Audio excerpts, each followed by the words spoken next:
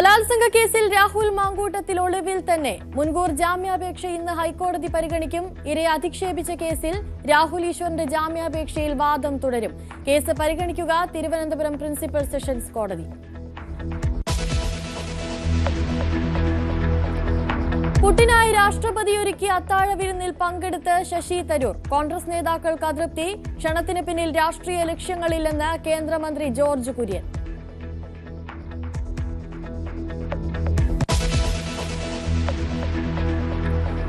കൊല്ലം കൊട്ടിയത്തെ ദേശീയപാത തകർന്നതിൽ ജില്ലാ കളക്ടറുടെ അധ്യക്ഷതയിൽ ഇന്ന് യോഗം. ദേശീയപാത അതോറിറ്റി അധികൃതരിൽ നിന്ന് വിശദീകരണം തേടും.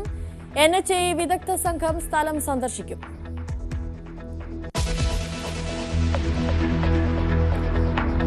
ഇൻഡിഗോ വിമാന പ്രതിസന്ധിയിൽ അന്വേഷണം തുടങ്ങി വ്യോമയാന മന്ത്രാലയം. 4 അംഗ സമിതിക്ക് മുൻപാകെ ഇൻഡിഗോ ഉദ്യോഗസ്ഥരെ വിളിച്ചു വരുത്തും. ഇന്നും വിമാന സർവീസുകൾ മുടങ്ങും.